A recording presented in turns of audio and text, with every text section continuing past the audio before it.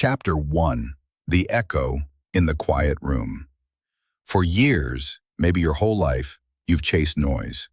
The constant hum of the television, music spilling through your headphones, endless scrolling, hollow conversations, anything to drown out the silence. Because in that stillness you feel it, don't you? That peculiar echo, a subtle vibration beneath your skin, a restless pulse you can't quite name. It stirs something deep inside, a nagging unease, like you've misplaced something essential, but can't recall what. You've labeled this sensation as anxiety, loneliness, or depression, convinced it's a problem to fix. So you fled from the silence, from that echo, believing it to be the source of your pain. But what if you've been running the wrong way? That quiet room you dread, the one you fill with distractions, isn't a cage, it's a sanctuary. It's the sacred space where your soul begins to whisper its truth. The world outside is loud, chaotic, crafted to keep you from turning inward. It overwhelms you with demands, expectations, and a script for who you should be. But true healing starts when you step into the silence and listen. But you, as one of the chosen ones, were never meant to fit into its narrow boxes. The profound discomfort you feel is the friction between your true, expansive nature and the constricting reality you've been forced to inhabit. The echo in the quiet room is not a symptom of your brokenness. It is the first call from your dormant gift. It is the sound of your inner power stirring from its long slumber. It has been waiting for you. It has been patiently waiting for a moment of stillness, a gap in the noise, to make itself known. Think back. Think of those moments when you were forced into solitude. A long drive alone, a sleepless night, a moment of quiet reflection. In those moments, didn't you receive a sudden insight, a flash of clarity, a gut feeling so strong it was undeniable? You lightly brushed it off, but that was your gift, speaking to you in its native language. The work that lies before you now begins with intentionally creating that space. It requires you to be brave enough to turn off the noise and sit with the echo. It will feel uncomfortable at first. All the emotions you have been suppressing will surface. All the fears you have been running from will present themselves. Do not run, greet them, acknowledge them. They are simply old gatekeepers, illusions designed to test your resolve. Your task is to sit in that quiet room until the echo is no longer a faint hum, but a clear voice. It is the voice of your intuition, your higher self. It is the voice that holds the map to your entire destiny. The development of your rare gift does not begin with learning a complex technique or a secret ritual. It begins with the simple, courageous act of being still and listening to the truth that already resides within you. This is the first step in reclaiming the power you were born with. Chapter 2. Unpacking the baggage of normal. From a very young age, you knew you were different.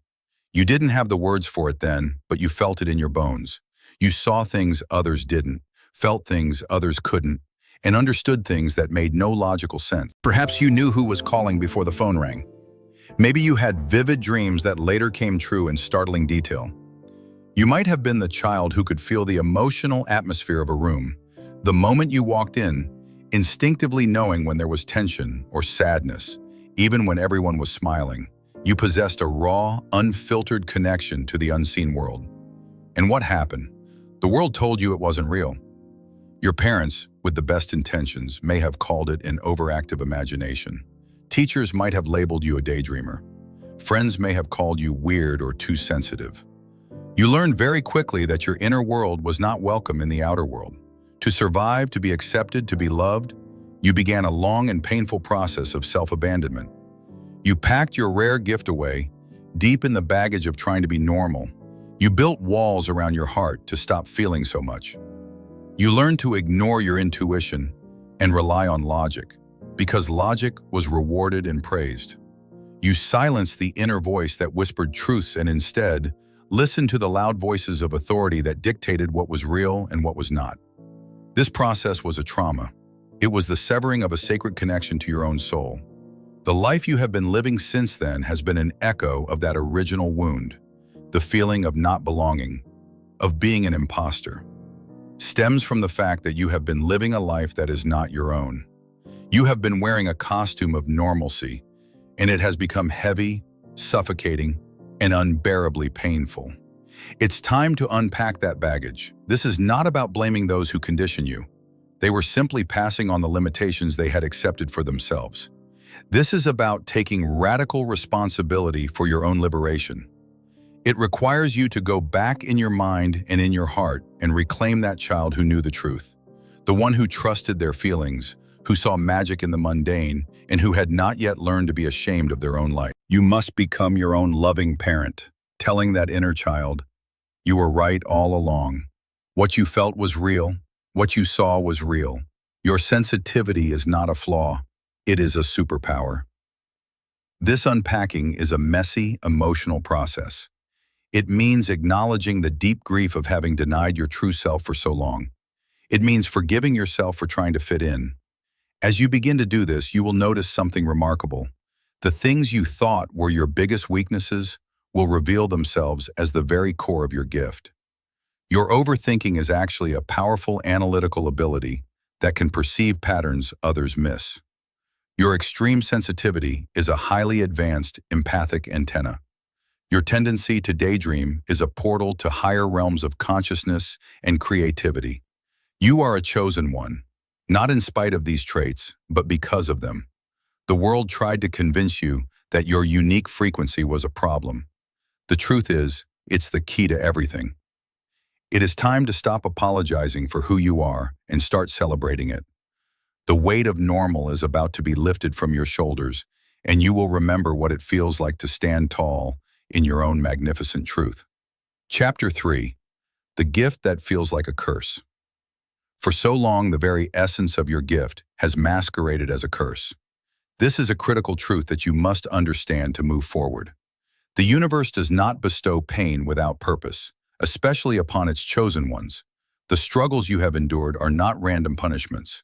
They are the direct, unmanaged symptoms of an immense power you were never taught how to wield. If you are an empath, you have likely felt perpetually drained, anxious, and emotionally unstable. You walk into a store and suddenly feel a wave of inexplicable sadness or anger. You absorb the stress of your colleagues, the anxieties of your family, the collective pain of the world, all without a conscious filter. You have probably been diagnosed with anxiety disorders or depression, medicated, and told to manage your moods. But you were never just managing your own moods. You were carrying the emotional weight of everyone around you without understanding that you are a psychic sponge. This gift of empathy feels like an unbearable lifelong curse that isolates you and makes you feel fundamentally broken. If your gift is clairvoyance, you may have been haunted by flashes of insight, visions, or symbols you couldn't interpret. These glimpses into other timelines or potential futures might have felt terrifying, making you believe you were losing your mind. You saw things that made no sense, and when you couldn't explain them logically, you learned to suppress them, fearing your own sanity. This divine sight, when misunderstood, becomes a source of deep-seated fear and paranoia. If your gift is one of knowing, clear cognizance, you have been plagued by a constant stream of information. You just know things about people, situations, and outcomes without any evidence. This has likely put you at odds with others. Your entire life, you've tried to warn people who wouldn't listen, only to watch things unfold exactly as you knew they would. This has made you feel unheard, invalidated, and frustrated, as if you are screaming into a void. People may have called you a know-it-all or dismissed your insights, leaving you to carry the burden of this knowledge alone. Your gift has been a source of profound isolation. It has made you feel like an alien on your own planet. You have felt too much, seen too much, and known too much for a world that celebrates blissful ignorance. This is why you hit rock bottom. Your system can no longer handle the immense energy of your unmanaged gift. The curse has reached its breaking point. It is demanding to be seen, acknowledged, and finally understood for what it truly is, a sacred instrument. The exhaustion, the burnout, the emotional turmoil, it's all a sign that the power is overflowing and needs to be channeled constructively. Your journey now is to reframe this entire experience. The pain was not the gift itself, but the resistance to it. The suffering was born from the lack of knowledge. You are like someone who was born with the strength of 100 people, but was never taught how to control it, accidentally breaking everything you touch. You are not cursed, you are powerful. You are not broken, you are awakening. The next step is to stop fighting against your nature and start working with it. It is time to learn how to shield your energy, to cleanse your field, to interpret the signs, and to trust the information you receive. Your greatest pain is about to be transmuted into your most profound purpose. Chapter 4. The first cracks in the dam. Every chosen one reaches a point where the universe intervenes directly. The gentle nudges give way to a seismic event, the rock bottom that shatters the illusion of the life you thought you were building. It may be a sudden job loss, the end of a relationship, or a health crisis that brings you to your knees. On the surface, it feels like destruction and failure. You look at the wreckage of your life with utter despair. You must understand, this is not a punishment. It is a rescue mission. You had built a dam to hold back the river of your true self, constructed from societal expectations and fear of judgment. You were living in a spiritually arid land behind that dam, while your soul's power built to a torrential force on the other side. You were not meant to live in a desert. You were meant to be the river. So the universe, in its infinite love for you, had to break the dam. That painful event was the divine dynamite required to create the first cracks. Now the water is beginning to seep through. It's the feeling of disorientation, the sense that nothing will ever be the same. It's the sudden inability to tolerate the meaningless job or the draining friendships. This discomfort is the power of your soul beginning to reclaim its territory. Most people, when the dam cracks, panic and try to patch the holes, desperately trying to rebuild the same structure that was suffocating them. You are being called to do the opposite. You must surrender to the flood. Let the old structures wash away and the false identity dissolve. This breakdown is not the end of your life. It is the end of the lie you were living. It is a sacred demolition. The pain is immense, yes, but it is the pain of childbirth, not of death. The universe did not break you to abandon you. It broke you open so your immense power could finally be released. Your only job now is to stop fighting the current. The cracks are not a sign of weakness. They are the evidence of your impending freedom. Chapter 5. Calibrating your inner compass. As the dam of your old reality cracks, you enter a period of profound recalibration. The navigation systems you once relied on, logic, external validation, the opinions of others, are now offline, useless in this new territory. You are being forced to learn to use a far more ancient and accurate tool, your inner compass. This compass is your intuition, the subtle yet powerful pull of your soul. It has always been there, but its signal was drowned out by the noise of the world. Now you can finally feel its pull. Calibrating this compass is your primary work. It means learning to trust feeling over thinking. This is challenging, as you've been conditioned to believe feelings are unreliable. But for a chosen one, your feelings are data. The excitement you feel about a certain path, even if it makes no logical sense, is your compass pointing north. The heavy, draining feeling you get around a person or in an environment is your compass warning you to change course. Start small. Pay attention to the little nudges in your day. When deciding what to eat or which route to take, pause and ask your body what feels right. Don't analyze it. Just feel for a sensation of lightness, a yes, or contraction, a no. The more you honor these small signals, the louder they will become. Your dreams and waking life will also fill with guidance. Keep a journal and note the patterns in your dreams and the synchronicities, like repeating numbers, that appear in your day. These are not coincidences. They are winks from the universe, confirming your alignment.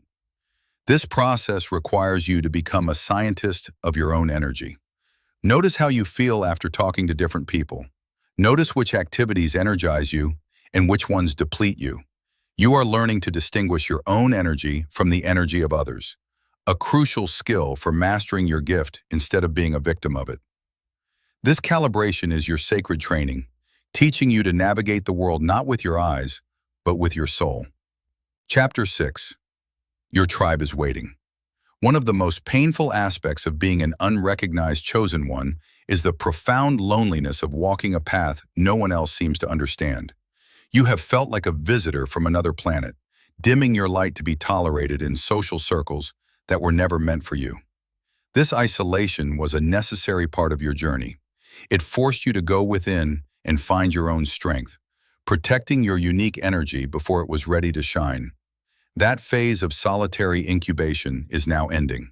As you do the inner work, you emit a new energetic frequency, the pure, unfiltered signal of your authentic soul. Like a powerful broadcast, this frequency is calling in those tuned to the same channel. Your tribe is waiting for you.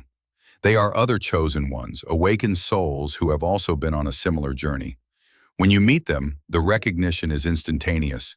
The Marasana tribe that's seen in just 26 minutes, there is no pretense, just a feeling of coming home. These connections are not based on superficialities, but on a deep soul resonance and a shared understanding of the unseen world. As this new tribe assembles, your old world will simultaneously fall away. The relationships built on your inauthentic self will feel unbearably draining. No many testum staffs, and the misalignment will become obvious. Let these connections go. Letting them go creates the necessary space for your true soul family to enter. You must be ruthless in protecting your energy now. Your sensitive system cannot afford to be around those who are cynical or draining. Your light is a mirror, and those not ready to see their own potential may try to dim yours. Recognize this vibrational mismatch and lovingly release them. The universe is orchestrating these new connections with divine precision. You might meet them in the most unexpected places. Be open. Be brave enough to follow your intuition when it nudges you toward a new person. These people are your destiny. They are the ones who will see your gift, understand your journey, and celebrate your power. They are the mirrors who will reflect your own magnificence back to you, helping you see yourself as the universe sees you. You have been alone long enough. Your tribe is assembling. Listen for their call. Chapter 7. The universe in the palm of your hand. The final stage of this initial awakening is not a destination, but an entirely new way of being. As your gift becomes more integrated, as your inner compass becomes your primary guide, and as your tribe gathers around you, you begin to understand a profound truth. The universe is not something that happens to you. It is something that responds to you. The separation you once felt between yourself and the world dissolves. You realize that your inner state, your thoughts, your emotions, your beliefs, is the energetic blueprint that shapes your outer reality. This is the ultimate power of your rare gift. It is the ability to consciously co-create with the divine intelligence of the cosmos. This is what it means to have the universe in the palm of your hand. It is not about control in an egotistical sense. It is about alignment. It is about becoming such a pure channel for your soul's purpose that the universe rearranges itself around you to support your mission. The resources you need will appear. The right people will show up. The opportunities you could have never planned for will manifest. Your life will begin to feel less like a struggle and more like a miraculous flow. In this flow, if you are empathic, you no longer just absorb pain. You become a powerful healer, able to transmute dense energies in people and places just with your presence. Your developed gift becomes your sacred navigation tool. In this elevated current of energy, if you are empathic, you are no longer a vessel for pain. You are an alchemist of light. Simply by being, you transmute heaviness into healing. Your very presence is a balm, a sacred medicine. You feel what others cannot articulate. You bring calm where there is chaos, clarity where there is confusion, and soul-deep healing where words fall short. No longer consumed by suffering, you are fueled by divine purpose. If you are clairvoyant, your visions no longer haunt you. You now see with the wisdom of spirit, timelines, warnings, paths not yet walked. You are a guide through the unseen, helping others shift from misalignment into destiny. You are not just intuitive, you are a seer of sacred futures. If you are claircognizant, the burden of knowing has transformed into your greatest gift. What once felt isolating is now your sacred assignment. You speak the truth others need but fear to hear. You cut through illusion with precision. You are an oracle, delivering divine insight to a generation lost in noise. The life rising before you is no accident. It has been sculpted by fire, carved by trials, and tempered in the silence of your deepest prayers.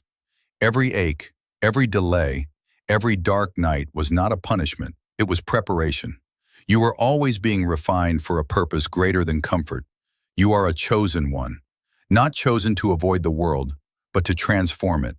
Not chosen to be safe, but to be sacred. Your authenticity is the offering, and the world has been waiting for your rise.